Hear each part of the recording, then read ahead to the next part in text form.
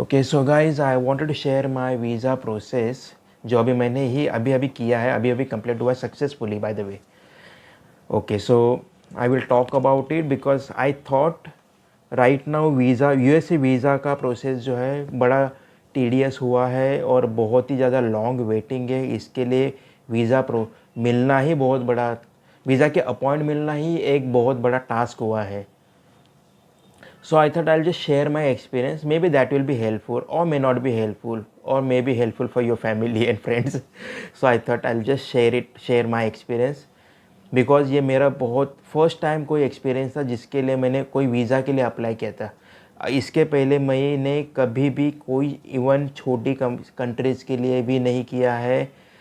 Economy के लिए develop countries के लिए तो कभी भी किया नहीं था. जैसे यूके हो गया, ऑस्ट्रेलिया हो गया या फिर फ्रांस जर्मनी टाइप्स भी हो गए यूरोप के, कभी भी नहीं किया था. So this was my first experience. So this probably is my raw experience that will be helpful for you रहेगा. उसका रीज़न ये बताता हूँ क्योंकि ये अभी रिसेंट का है पहली बात तो.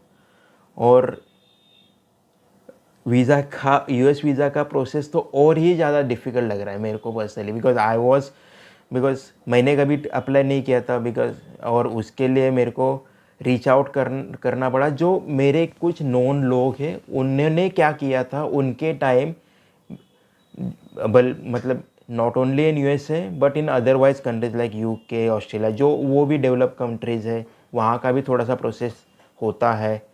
बट यूएसए वीज़ा का और ज़्यादा डिफ़िकल्ट है. Just to let you know, अभी इसमें स्टेप वन तो बहुत इंपॉर्टेंट है. जैसे मैं तो जा रहा हूँ प्रोफेशनल रीजंस के लिए, but I am utilising that trip for my personal reason also. Diego for my professional commitment, but from San Diego I am moving to New York for my personal commitment. Personal commitment ही क्या बोल सकते हैं यार, visit ही करने जा रहा हूँ उससे पूरे दुनिया का सबसे बड़ा शहर उस जो मैं देखना चाहूँगा obviously because I am visiting this big country. Then I thought I should spend few more amount to visit that country and just see what is happening in their otherwise cities. Like New York is the biggest city, and who doesn't want to visit New York as well. So okay, so let's start with the USA visa first. So DS-160 form जो भरना होता है आपके लिए, आपको मैं बताना चाहूँगा that is the most critical document that you are going to fill in the entire process of USA visa. That is the document which you can take that as a Bible. आप उस document को इतना carefully भरो और उस document जब भरोगे तो आप भरते रहोगे तो आगे आगे आप देखोगे आपको डाउनलोड का ऑप्शन भी मिलेगा. तो आप उस डॉक्यूमेंट को डाउनलोड करते रहो क्योंकि उसमें बहुत सारे पेजेस है जो आपको बाद में आपके लिए ही काम आएंगे. क्योंकि उस डॉक्यूमेंट में जो आप इंफॉर्मेशन भरोगे वो इन्फॉर्मेशन आपको वीज़ा ऑफिसर्स को आप जब फेस करोगे तभी काम में आने वाली है. जब आप वो तो मैं आगे बताऊंगा वीज़ा ऑफिसर को भी कैसे आपको मतलब फेस करना है. तो DS-160 फॉर्म में आपके पहले पेज पे तो बहुत बेसिक इन्फॉर्मेशन रहेगी, बट आपका DS-160 फॉर्म जब आप भरोगे तो आप कृपा करें आप खुद ही भरें, आप किसी और से मत भरवाइए. ये DS-160 फॉर्म है जो जैसे मैं बोला कि ये बाइबल है, तो इसको आप किसी और से मत भराइए. अभी even if you are using any middle third party, don't use that third party. I strongly suggest 160 form will DS-160 form will make or break your chances at visa process, entire visa process. क्योंकि आप जब officers को मिलोगे बहुत ज़्यादा questions तो नहीं पूछते, बट जो 2-3-4 क्वेश्चंस पूछेंगे उनके पास पूरा हिस्ट्री रहेगा. तो ये DS-160 फॉर्म ही आपको बड़ा केयरफुली भरना है. अभी पहले पेज पे तो बहुत ही बेसिक रहती है इन्फॉर्मेशन. देन सेकेंड पेज आता है जिसमें आपको पर्पज़ ऑफ विजिट्स के बहुत सारे क्वेश्चंस आएंगे. You are suppose to fill those questions very carefully.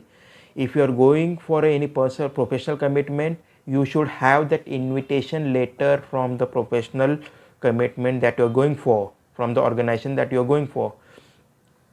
उसके बाद आपका अभी प्रोफेशनल कमिटमेंट के लिए जा रहे हो, तो आपको वो चाहेंगे कि आपका होटल कंफर्मेशन हो, तो आपके पास रहेगा तो बहुत ही अच्छी चीज़ है। बिकॉज जैसे मैं बोल रहा हूँ, ये बाइबल है और DS-160 फॉर्म ही आपके मेक और ब्रेक वाले चांसेस बनाता है। तो आपके पास वो होटल का कंफर्मेशन है, that will be really good. Because and if the hotel is very good, that will give you more chances. Because ये क्या करते हैं ना, ये बैकएंड में आप तो भी DS-160 फॉर्म भर ले, लेकिन अभी ये 3-4 महीने 2 महीने जब आपकी अपॉइंटमेंट आती है, उसके बीच वाला जो पीरियड रहता है, या हफ्ते भर में भी आती समझ लो, तो बीच वाला जो पीरियड रहता है वो बड़ा क्रिटिकल है। जैसे आप फॉर्म भरते हो, आपका क्रॉस वेरिफिकेशन चारों पांचों जगहों से हो जाता है, चारों दिशाओं से हो जाता है। जिस आपका क्रिमिनल रिकॉर्ड चेक किया जाता है, आपने उस होटल में समझ लो बुकिंग है, आपकी होटल की बुकिंग हुई है, वो कंफर्मेशन नंबर आपने जो भरा है, उसके अलावा वो खुद होटल के साथ पूछताछ करते वो आप इंफॉर्मेशन लेते हैं। उसके अलावा आपकी फ़्लाइट टिकट्स समझ लो, इसको वैसे मैंडेटरी नहीं है, फ़्लाइट टिकट्स होनी ही चाहिए यूएस वीज़ा एप्लीकेशन के लिए, बट यस आपके पास है तो चांसेस आपके ज़्यादा भी बढ़ जाते हैं, जैसा मेरा मतलब एक्सपीरियंस कह रहा है ये। तो आपके पास फ़्लाइट टिकट्स है, तो फ़्लाइट टिकट्स आप उनको सबमिट, वो DS-160 फॉर्म में मांगेंगे नहीं, बट आपको पूछेंगे तो यस बोलना है, मतलब आपके है तो, और नहीं है तो फिर तो नो ही है ओबियसली। अभी फॉर्म आपके बस उसका सब कोई कॉपी नहीं मांग रहे, बट उनको पता है कि बंदा ने यस बोला है, तो कुछ ना कोई फ़्लाइट तो होगी जिसमें बुक किया रहेगा, तो दे विल चेक एवरीथिंग, सब मिल जाता है उनको। वो आपकी कुंडली लेके बैठे समझ लो। तो DS-160 फॉर्म बहुत इंपॉर्टेंट है। थर्ड पेज पे आओगे, आपको कुछ ऑप्शंस मिले जाएंगे, जैसे कि आप ड्रग करते हो, स्मोकिंग करते हो, नहीं करते हो, जो भी है, तो उसमें वो पूरे फॉर्म को आपको टिक मार्क चेक। बड़ा क्वेश्चंस बड़े ट्रिकी रहते हैं वो, मतलब ऐसे सिंपल नहीं पूछते कि आप स्मोकिंग कर रहे हो, क्वेश्चंस बड़े अलग ही रहते। तो आपको ध्यान से पढ़ना है, ध्यान से 2-3 बार पढ़ के आपको आंसर करना है। टिक मार्क वाले रहते हैं, सो ऑब्वियसली टिक क्लिक करना है, नहीं करना दैट्स अप टू यू, जो क्वेश्चंस हो। उसके अलावा फैमिली की गैप इंफॉर्मेशन मांगते हैं, और फिर बाद में आपको एजुकेशनल तो वैसे कुछ ज़्यादा मांगते नहीं, बट कुछ बेसिक क्वेश्चन है तो आपको भरने हैं, तो वो भर लेना। मेरे केस में क्या हुआ, मैं प्रोफेशनल रीजंस के लिए जा रहा हूँ, तो मेरे केस में बहुत सारे डॉक्यूमेंट्स इन प्लेस थे। जैसे मेरा होटल बुकिंग था, मेरा टिकट्स था, मेरे टिकट्स अप्रैल के पहले हो चुके हैं, मेरे होटल बुकिंग्स अप्रैल के पहले हो चुकी है, मेरा इनविटेशन लेटर था, मेरा रजिस्ट्रेशन लेटर था, वहाँ पे जिस कॉन्फ्रेंस के लिए जा रहा हूँ उसका रजिस्ट्रेशन लेटर था मेरे पास। So everything was in place with me for that matter. अब ये DS-160 फॉर्म बड़ा केयरफुली भर लिया आपने, उसके बाद हो गया आपका। आपको अभी पूछेंगे कि आपको अपॉइंटमेंट लेनी है, तो आपको अपॉइंटमेंट लेने के लिए आपको भरना पड़ता है उनका फ़ीस, जो है $185, विच मेक्स, मतलब मेरे टाइम हो गया था 15,440 रुपीज़ कुछ हो गए थे, with that rate of dollar के अगेंस्ट जो INR बनता है उसके हिसाब से। तो वो उनका बैंक डिटेल्स है, और वो बैंक डिटेल में आपको भरना है। उसका पेमेंट भरने का उसका एक रिसिप्ट नंबर भी बनता है, वो आपको बहुत इम्पोर्टेंट रहता है। और उसी के बाद अपॉइंटमेंट का कंफर्मेशन आता है, या मतलब अपॉइंटमेंट के पेमेंट करे हैं उसका कंफर्मेशन आता है। वो फॉर्म DS-160 फॉर्म और ये फॉर्म बहुत ज़्यादा इम्पॉर्टेंट है। आपको जब कॉन्सुलेट में जाओगे आपको कुछ नहीं पूछेंगे, ये 2 इंपॉर्टेंट डॉक्यूमेंट पूछेंगे, उसके अलावा passport, old and new, but new को ज़्यादा ओल्ड तभी देखते हैं जब चाहे वो खाली VAC करके होता है वेरिफिकेशन, तभी पूछते हैं, बाकी तो नहीं पूछते, बट वो भी बहुत इंपॉर्टेंट है, वहाँ तक मैं आऊँगा। आपने DS-160 फॉर्म भर लिया, आपने पूरा पेमेंट कर लिया, अभी now you are waiting for your visa appointment, which is the most critical part at this moment. So आपको वेटिंग ही जा रही है, आपने पैसे भर लिए, अभी आपको करना क्या है। मेरे केस में क्या हो रहा था ना, मैंने पेमेंट कर लिया था, बट मेरे को वीज़ा का अपॉइंटमेंट ही नहीं मिल रहा था। बहुत टाइम हो गया, दिन बढ़ रहे, मतलब 400 450 के हो गए 550, मतलब मुंबई में मैंने ट्राई किया 550 के ऊपर वेटिंग, 550 डेज़ के ऊपर वेटिंग था। दिल्ली में same, Kolkata same, Hyderabad more or less same, Chennai में 450 के आसपास था। बट चेन्नई का एक एडवांटेज क्या था हुआ ना मेरे को, जैसे अभी मैंने पेमेंट कर लिया बहुत पहले, मेरे को 7 अगस्त इसी महीने, आज 29 अगस्त, 7 अगस्त को मैंने, मतलब मेरा लक या फिर मेरे स्टार अलाइन हो गए थे समझ लो। उस दिन मैंने मॉर्निंग में ऐसे ही लॉग इन किया आउट ऑफ ब्लू। मेरे को सब जगह पे दिखाई दे 450, 500, 600 दिन ये सब दिखाई दे रहे थे। बट चेन्नई में पता नहीं क्या हो गया, मैं लॉग आउट करने वाला था कि मैंने चेक कर लिया कि भाई देखता एक बार ट्राई करते। चेन्नई में 450 दिन दिखा रहे थे, तो बोला एक बार ट्राई करते हैं B1 B2 के वीज़ा के लिए। तो मैंने ट्राई मार ली, तो वहाँ पे मेरा तुक्का बहुत अच्छी तरह से लग गया। मेरे को ऑप्शन मिला कि 14 या 15 तारीख को आपको VAC का अपॉइंटमेंट मिल रहा है। मैंने क्लिक मार लिया, फटाफट जो भी स्लॉट थे फटाफट पिक कर लिया। अब उसके बाद उसमें भी 2 अपॉइंटमेंट रहते, नॉट ओनली VAC। नाउ पहले क्या होता था ना, पुराने ज़माने में आपको किसी को पूछोगे तो बोलते थे कि VAC और आपका अपॉइंटमेंट सेम डे को होता था। But now the waiting is too long, तो थोड़ा सा प्रोसेस चेंज हो गया है। तो अभी क्या हो रहा है ना, VAC का प्रोसेस जो है वो एक दिन होता है, दूसरे दिन होता है आपका अपॉइंटमेंट, दोनों ही अलग अलग दिन। और मेरे केस में होगा था, मेरे को 14 को VAC का अपॉइंटमेंट मिल गया और 17 को मेरे को मिल गया फेस टू फेस अपॉइंटमेंट, जो वीज़ा ऑफिसर के साथ होता है। वीज़ा अभी ये बड़ा चैनल है, बहुत बड़ा चैनल है। जैसे अभी मैंने VAC का अपॉइंटमेंट के लिए गया, जिसमें वेरिफिकेशन होता है डॉक्यूमेंट्स का। आपको पता है VAC 160 फॉर्म बहुत ही इम्पॉर्टेंट है, तो आपको लेके जाना वो चीज़। आपका अपॉइंटमेंट एक लेटर बनता है, आपको फ़ी भरने के बाद अपॉइंटमेंट जब भी बनता है उसका अपॉइंटमेंट लेटर बनता है। तो वो अपॉइंटमेंट लेटर बहुत इंपॉर्टेंट है, क्योंकि आप जब कंसुलेट में जाओगे आपको वो जब सिक्योरिटी गार्ड से वो पूछेंगे आपका अपॉइंटमेंट है और लेटर बताओ, लेटर में तारीख बताओ, लेटर की में तारीख के अलावा वहाँ पे वो पूछेंगे आपको, तो वो तारीख के अलावा आपको पूछते हैं टाइमिंग। एक्चुअली टाइमिंग का भी बहुत इंपॉर्टेंट है, क्योंकि बहुत लंबी लंबी लाइनें लगी हुई रहती है आपको।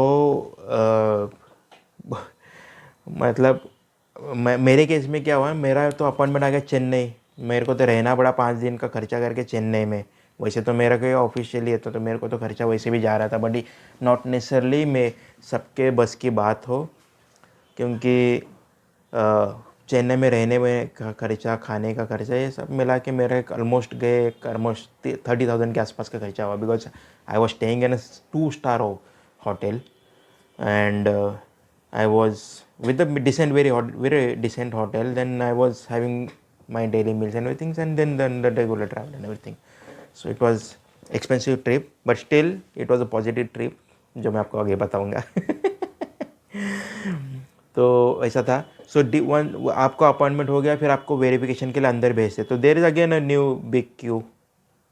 वहाँ पे आपको स्कैनिंग किए जाते हैं, आपको मतलब आपको VAC काउंट जो सेंटर है उसमें आप मोबाइल वगैरह लेके जा सकते हो, बट येस उसको आपको स्विच ऑफ करना पड़ता है टाइम बीइंग के लिए। वॉलेट वगैरह भी लेके जा सकते हो, आपको लेके जाना है फ़ोटोग्राफ्स, जो कि कभी लगता है नहीं लगता। मेरे केस में नहीं लगा था, क्योंकि उनका बस फोटोग्राफी का वो कैमरा रहता है, वो जो खुद ही निकालते हैं। आपको करना क्या है मैं बताता हूँ। अभी ये वीज़ा प्रोसेस मतलब कि VAC सेंटर है और कि यहाँ पे कंसुलेट में आपको फेस टू फेस वो हो रहा है, बट ये ऑफिसर्स है ना बड़े कनेक्टेड रहते हैं एक दूसरे से। तो आपको मेरा सजेशन ये है कि इन माय केस क्या हुआ था कि I was one of the well dress person on both centres, be it VAC centre और be it actual consulate where in मेरा अपना इंटरव्यू हुआ, अपॉइंटमेंट इंटरव्यू। तो और मैं प्रोफेशनल रीज़न के लिए जा रहा हूँ, तो I was dress like that. I was wearing a proper very high quality blazer, very high quality clothes. So जब उन्होंने मेरे को देख लिया ना, वो फ़ोटो निकालते तो समझ गए थे कि भैया ठीक ठाक तरीके से पैसा वैसा ठीक ठाक रहेगा, जो मतलब अफोर्ड कर सकते, समझ लो कुछ हो गया तो कम से कम रिटर्न तो आ ही सकते। तो रिटर्न आने का पर्पज़ इज़ मोस्ट इम्पॉर्टेंट। आपके पास रीजंस होने चाहिए पर्पज़, मतलब रिटर्न आने के। जैसे मेरे केस में तो फैमिली है, तो and anyways I am going for the very short trip, वो पहला रीज़न था। मेरा आने जाने का टिकट भी था, मेरा होटल का बुकिंग लिमिटेड था जो उनको पता ही था। मेरे आने जाने का टिकट था सैन डिएगो वाया कैलिफोर्निया, आने का टिकट है मेरा न्यूयॉर्क से। सो वो मेरा गैप था, तो I had to fill that gap, like from San Diego to New York वाला फ्लाइट का मेरा पर्सनल खर्चा था। So that also I have booked it. I kept everything. I prepared an entire document list. I probably will say give that in this video के जो description में है वो डाल दूंगा मैं। वो बड़ा 30 डॉक्यूमेंट बनवाए थे मैंने, एक्स्ट्रा बनवाए थे, but yes because since I was travelling to Chennai, so I had to be very prepared with each and every document. So VAC के डॉक्यूमेंट और on the day of appointment वाला डॉक्यूमेंट, ये दोनों अलग है। जैसे VAC में आपको लगते हैं ज़्यादा डॉक्यूमेंट, जहाँ पे आपको लगता है DS-160 फॉर्म, जो कन्फर्मेशन रहता है, एकदम लास्ट वाला पेज कन्फर्मेशन, DS-160 फॉर्म पूरा भर गया करके ये वाला कन्फर्मेशन है, तो वो वाला फॉर्म। उसके अलावा अपॉइंटमेंट, वीज़ा अपॉइंटमेंट, VAC का अपॉइंटमेंट वाला लेटर रहता है, वो इम्पॉर्टेंट है। आपका न्यू एंड ओल्ड पासपोर्ट, आपके ओल्ड पासपोर्ट है और ओल्ड पासपोर्ट आपका पुराना कोई भी पासपोर्ट है और पुराना पासपोर्ट कभी भी थप्पा ही नहीं पड़ा है किसी वीज़ा कंट्री का, तो भी कोई प्रॉब्लम नहीं, बट वो लेना है, लेके जाना है, बहुत इंपॉर्टेंट है वो चीज़। फिर आपको लगेगा ये तीन डॉक्यूमेंट हो गए, 4 डॉक्यूमेंट हो गए, DS-160 form, visa appointment, passport, 2 passport if you have, या फिर तो करंट तो है ही। उसके अलावा आपको फ़ोटोज़ भी लेके जाने, ये 4 इंपॉर्टेंट चीज़ें हो गई। अभी इसके अलावा ज़्यादा आपको कुछ चाहिए भी नहीं, अनलेस दे आस्क फॉर। बड़ा इंपॉर्टेंट और ट्रिकी यही है, unless they ask for. So you just carry all your document as much as possible because you never know what document they are going to ask. I was very prepared. I had a big file, thick file. Imagine, I had all my original documents. I had all my Xerox copies of the documents, 2 copies of document. Align it properly because they don't have much time. They have very short time. They are supposed to do every process because since the waiting is too long, crowd is too big, in that case they are supposed to be very fast. So आपके पास, उनके पास कम time है, आपके पास time है, लेकिन आपके पास आपको उनके speed से चलना है, तो आपके डॉक्यूमेंट्स भी अलाइन, मतलब ऑर्डर में होने चाहिए। आपको कोई डॉक्यूमेंट पूछ लिया तो फटाक से निकाल के देना आना चाहिए, उस ऑर्डर में रख देना, पिनिंग करना ठीक से। अभी बेसिक क्लियर वो हो गया आपको। आप विंडो पे जाओगे, आपको पूछेंगे 1-2-3 सवाल, विच लैंग्वेज यू प्रीफर। मैंने तो इंग्लिश बोल दिया, बट बहुत सारे लोग अपने हिसाब से लैंग्वेज बोल रहे, जैसे हिंदी, कोई लोकल लैंग्वेज हो, तो मेरे केस में तो तमिल वाले भी थे। मैंने आई डोंट नो कोई और लैंग्वेज का था, बट हिंदी वाले और तमिल वाले चल ही रहे थे, और अपार्ट फ्रॉम इंग्लिश। तो आपकी प्रीफरेंस लैंग्वेज को बता देना और उस हिसाब से ही बात करना, कोई प्रॉब्लम नहीं। आप इंग्लिश में बात करो या हिंदी में बात करो या कोई लोकल लैंग्वेज में बात करो, आपको उनको बताना है। बिकॉज VAC के वहाँ पे आपको लैंग्वेज को रिकॉर्ड करते हैं, वही इन्फॉर्मेशन पास ऑन होती है अपॉइंटमेंट के टाइम। तभी अपॉइंटमेंट का टाइम भी पूछ लेते हैं, बट ये इन्फॉर्मेशन यहाँ पे जानी बहुत इंपॉर्टेंट है। तो वो होने के बाद आप जाओ, आपको पूछेंगे, फिर आपको फिंगर को प्रिंट्स ले जाएंगे। पहले आपको फिंगर के प्रिंट्स लेने 4, लेफ्ट उंगलियां 4, ये अंगूठा अंदर होना चाहिए, और मशीन के ऊपर वाला स्पेस से 1 इंच नीचे होना चाहिए हाथ, सो दैट आपके फिंगरप्रिंट ठीक से आए। ये इतना तक ही प्रिंट आने चाहिए, तो ये बहुत इंपॉर्टेंट है। ये हो गए लेफ़्ट हैंड। फिर आपको बोलेंगे राइट हैंड वाले फिंगरप्रिंट दे दो, वो हो गए। फिर आपको बोलेंगे ऐसे वाले दे दो, तो ये भी बहुत इंपॉर्टेंट है, ये दे दो। फिर आपको कुछ उनको कुछ लगता है कुछ और जवाब पूछ सवाल जवाब करना है तो कर देंगे, नहीं तो फिर छोड़ देंगे। बहुत वैसे वो ज़्यादा कुछ सवाल जवाब पूछते नहीं। ये हो गया। अभी ये now you are through with VAC process, you done. Now you are suppose to go on your date of visa officers appointment. Now this is the visa officer के पास जाते हुए कॉन्सुलेट में जाएंगे जब, तब आपको कोई भी इलेक्ट्रॉनिक वस्तुएं नहीं लेके जानी, जैसे कि आपका मोबाइल हो, आपकी पेन ड्राइव हो, even if you have a electronic e-cigarette or something like that is also not allowed. Everything they get check at the consulate entrance. 2-3 बार चेक होती है उसकी। पहले तो बाहर होंगे लाइन में, आपको बहुत सारे मतलब 1-2-4 प्रश्न पूछे जाएंगे लंबे लाइन के दौरान भी। आगे जाओगे आपको स्कैनर के थ्रू जाना होता है, वाया स्कैनर, तो आपको वैसे डिटेक्ट होता है कुछ भी है। उसके पास ऑन करोगे आपको हैंड स्कैनर से चेक किया जाएगा। आपके पास समझ लो आपकी फ़ाइल है, आपके वो खाली फ़ाइल ही लेके जानी, इनफैक्ट कुछ भी नहीं लेके जाना, पेपर फाइल, ओरिजिनल पेपर्स और जेरोक्स कॉपीज़, तो आप दे दो। वो फाइल को भी स्कैन करते हैं। आपने समझो छुपा के रखा है आपका मोबाइल वो फाइल के अंदर।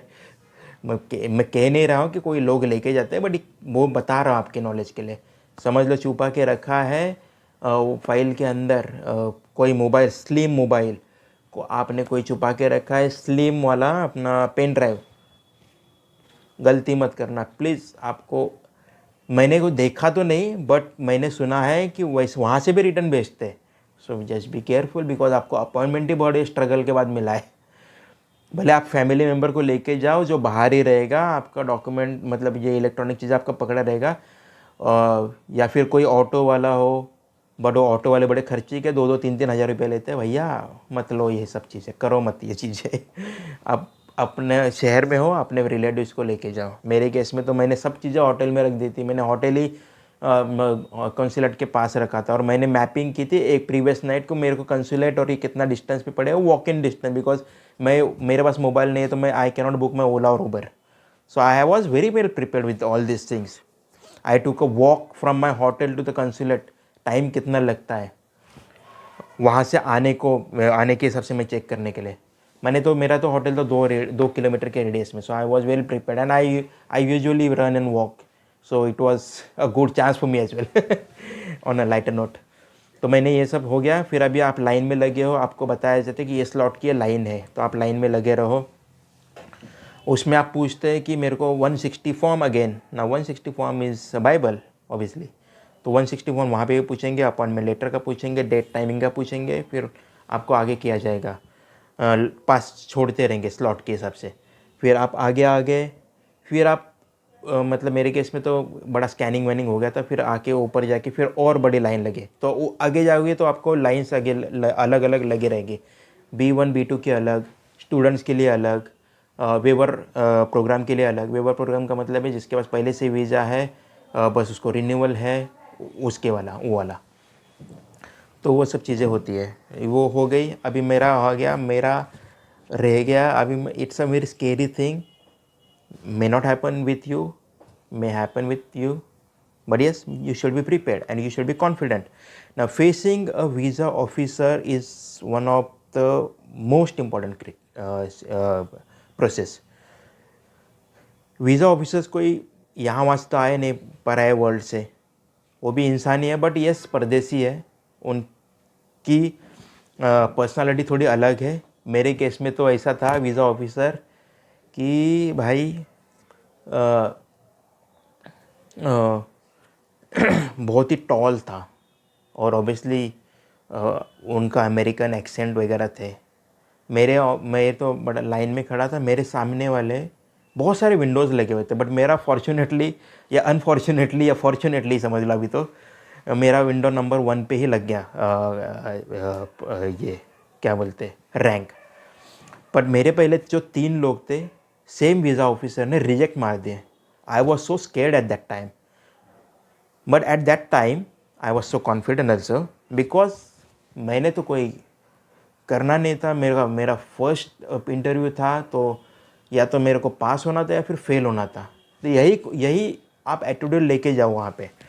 मैं 3 लोग क्यों फेल हो गए मेरे को नहीं पता, बट मेरे को पर्सनली ऐसे लगता है कि मेरे चांसेस इसके लिए भी बने क्योंकि मैं बहुत वेल ड्रेस था, मेरे पर्सनालिटी दिख रही थी कि भाई ये बंदा हो सकता है कि समझ लो कोई सिचुएशन आ गई तो रिटर्न में आने के उसके पास कुछ पैसे हो सकते हैं जिससे वो रिटर्न कम से कम आ सकता है। और सब मेरा प्रोफेशनल था तो मेरे को वो भी एक एडवांटेज बन गया था। अभी मेरे को वीज़ा ऑफिसर ने खाली 2 प्रश्न पूछे और एक रिक्वेस्ट की। पहली रिक्वेस्ट थी help me with your passport and the DS-160 form. I pass that through a window, छोटा सा ट्रे रहता है वहाँ से भेजने का, वो ले लेता है ऑटोमेटिक अपने आप। फिर वो देख लिया, उसने भी मेरे को क्वेश्चन किया। पहला क्वेश्चन था why are you going to USA, I mean purpose of visit, वही पूछ लिया अलग तरीके से, बड़े फास्ट पूछ लिया, बहुत ही फास्ट, अमेरिकन एक्सेंट, बहुत ही फास्ट। कभी आपको समझ में आएगा, नहीं समझ में आएगा, इट्स अप टू यू। मेरे केस में इमीडिएटली समझ में आ गया क्योंकि आई वॉज वेल प्रिपेयर्ड। मैंने आप पहले जो 3 लोग थे उनकी सी स्थिति तो मेरे को माइंड में थी ना, क्योंकि 3 रिजेक्ट हो गए थे। तो मैं 1 सेकंड या फ्रैक्शन ऑफ सेकंड्स के लिए फंबल हो गया, बट मैंने रिकवर क्विकली कर दिया और फट करके मेरा आंसर कर दिया with the reason. Now my second question was what are you going to do in that meeting? My question, because first fraction second के लिए मैं फंबल हो गया था, अभी मेरा ये सेकेंड क्वेश्चन था जो मेरे को ब्रेक वाला था। I was so composed. I made myself composed at that time. बहुत ही कामली मैंने इतना क्रिस्प होके but yet at the same time lengthy answer कर दिया। मैंने उस आंसर को ऑलमोस्ट 90 सेकेंड्स लिए, बट वो 90 सेकेंड्स में it was clear for me as well कि मेरा वीज़ा बन गया है। आपको जब आंसर देते हो ना, आपको यस और नो और क्रिस्प बहुत ही छोटा आंसर नहीं रखना, क्योंकि आपको उनको पता होना चाहिए कि आप उस रीज़न के लिए जा रहे हो, उस रीज़न से, और उसी क्वेश्चन जब बताओगे उसमें ये भी बताना चाहिए समहाउ आपको मैनेज करना है वो चीज़। कैसे आप मैनेज करोगे that is up to you, but वो मैनेज करना है और आपको बताना है कि आप रिटर्न आने वाले हो। रिटर्न आने वाले हो is the most important answer that he is going to receive at his end. क्योंकि आप जब उसको एश्योर करोगे कि आप रिटर्न वाले हो, आने वाले हो, तो इसका मतलब है मोर और लेस आपका वीज़ा बन रहा है। बट यस, नॉट नेसेसरली, कुछ और रीज़न हो सकते हैं आपको रीज़न रिजेक्ट मारने के, बट मैं आपको बस यही बताना चाहूँगा कि मेरा एक्सपीरियंस कैसा था। तो मेरे एक्सपीरियंस में मेरे की पॉइंट्स मैं अपने आप को अपना बता रहा हूँ। I was well dress, I was crisp, I was still elaborative, and my purpose of visit and coming back was very clear in both my questions answers। तो आपको भी यही ध्यान में रखना है। Now the moment he mentioned that I am holding my passport, I was very happy, very astonished and happy at that time, because मेरे पहले वाले 3 रिजेक्ट हो गए थे, बट मेरा रख दिया था। तीनों के पासपोर्ट उनके हाथ में देके उनको रिजेक्शन बोला था, जो भी था, मतलब वो ले ही थे, बट मेरा पासपोर्ट रख दिया था। अभी मेरे को ये नहीं बोला कि तुम अप्रूव हो गया तुम्हारा वीज़ा, मेरे को ये बोला कि I am holding your passport.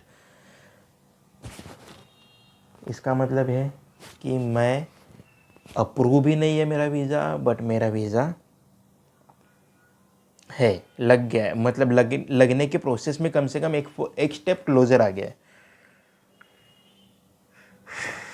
तो मैं खुश भी हूँ और मेरे को पता भी नहीं है कि मेरा वीज़ा हो गया कि नहीं हो गया। मैं खुश तो हो गया, मैं वहाँ से हैप्पीली थोड़ा सा डर कम हो गया, मैं हैप्पीली तो निकला वहाँ से।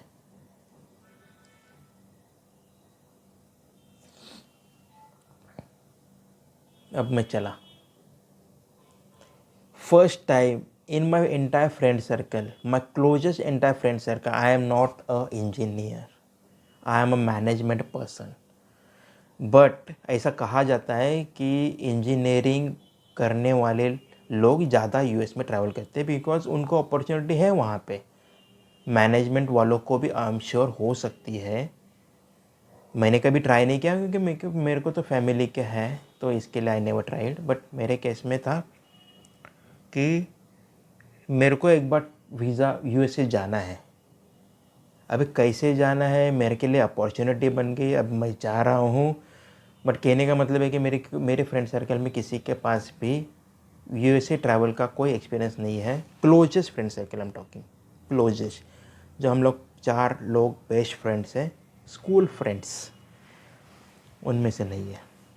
तो मेरे लिए ये बहुत नया प्रोसेस था। मैंने थ्रू कर दिया। Now I am travelling in few days for that matter. But मेरा कहना यही है कि भैया DS-160 form, appointment letter, visa fee, your luck is very important in this case because current situation that is there, your luck is very important to get that appointment, very very important. And your documentation, be prepared with all your documents. Visa officer आपको कोई भी document पूछ सकता है, आप prepare रहो। आपके हाथ में फाइल इतनी थिक हो, आप उसका वेट भी ना पकड़ पाओ ठीक से, but carry all the documents, keep them in order. If visa officer ask you, you should be ready to hand it out quickly. Only 3 minutes, I was done with my visa interview on a positive note. Approve नहीं हुआ था अभी अब हो गए मेरे, ये 17 तारीख को हो गया। अभी उसे दूसरे दे मैं तो मतलब उसी दिन रिटर्न तो आ गया। 5 दिन गए, 6 दिन गए, कोई ईमेल नहीं, कोई कम्युनिकेशन नहीं। वीज़ा के उस पर भी मतलब कोई समझ में नहीं आ रहा है हो क्या रहा है मेरे साथ। I got so nervous, I can tell you, बहुत नर्वस हो गया मैं उस टाइम।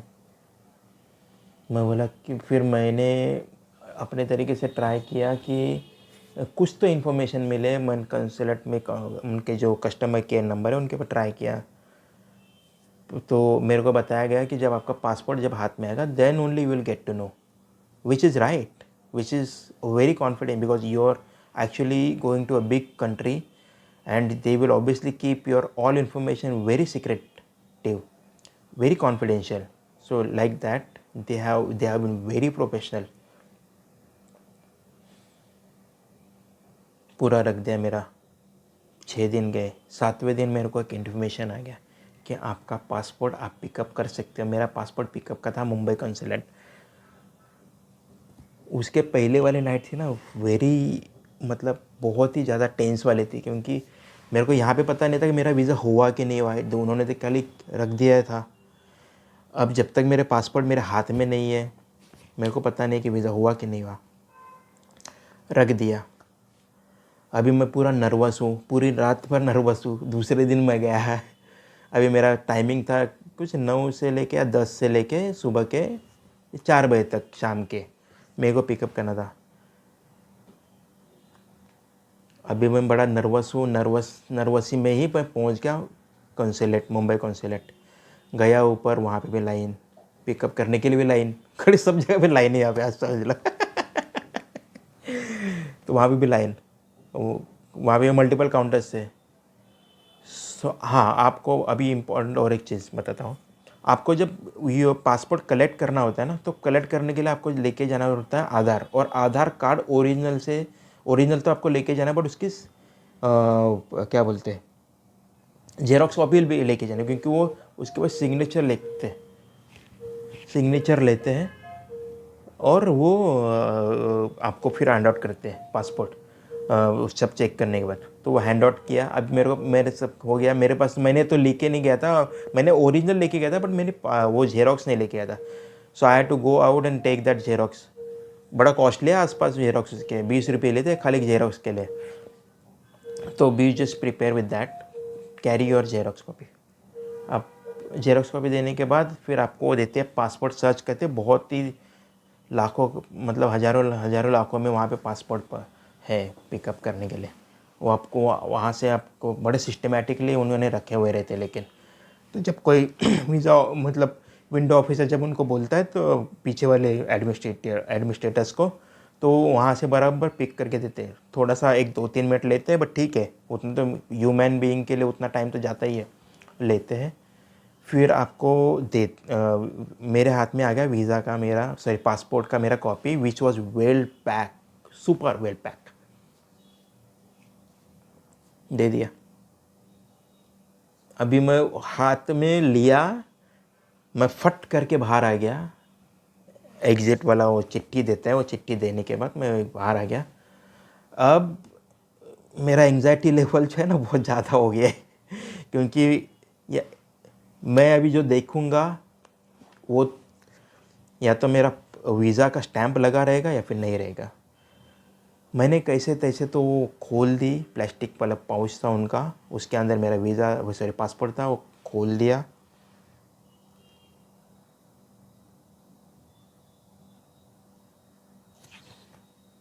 पहले 4 पेज 5 पेज कोई स्टैंप नहीं है.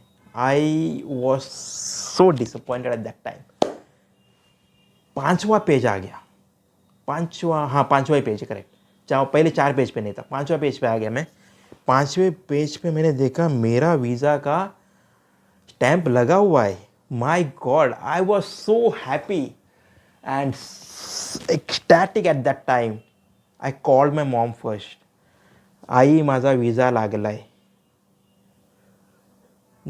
आई बोलली वाव, खूप छान झालं. Means mom, I told my mom that my visa is done. I got my stamp. My mom's replied happily, wow, fantastic. I am the first person from the entire family going to USA to come back in India again within 9 days of trip. Actually मेरा 9 days का ही trip है, ज़्यादा नहीं. 6 दिन में San Diego में, 3 दिन में न्यूयॉर्क में, 15 तारीख वैसे रिटर्न है मेरा.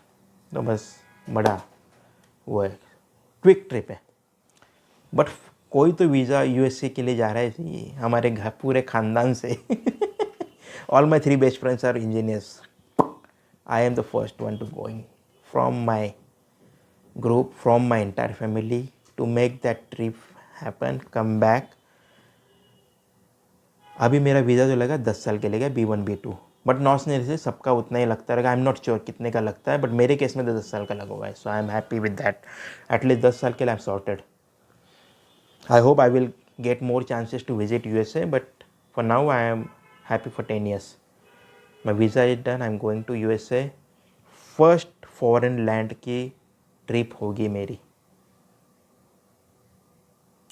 देखूँगा कैसे होता है, आगे कहानी में आगे बताऊँगा.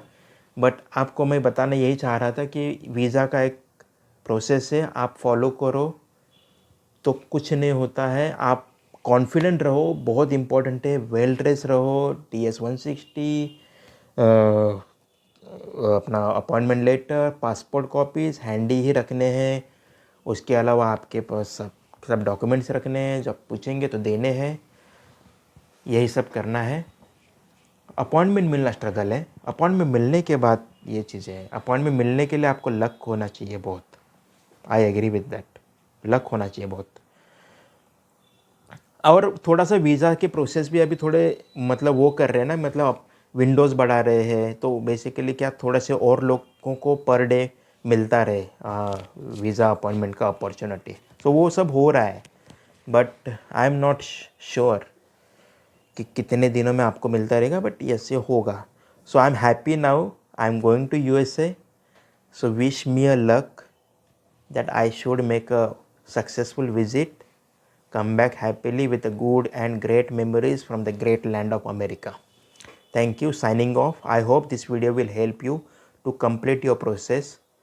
I will probably try my best to share that Excel sheet wherein I have my all documents listed day wise, I mean the appointment wise, and the generic as well. Thank you everyone. Thank you everyone. Do subscribe to my channel Swappy's Life. I only make lifestyle videos, nothing else. I love now tennis, I love food, I love traveling. 3 things more or less इतना ही करता हूँ जी. Thank you so much for your kind support. Live life happily. Thanks. Bye. Take care.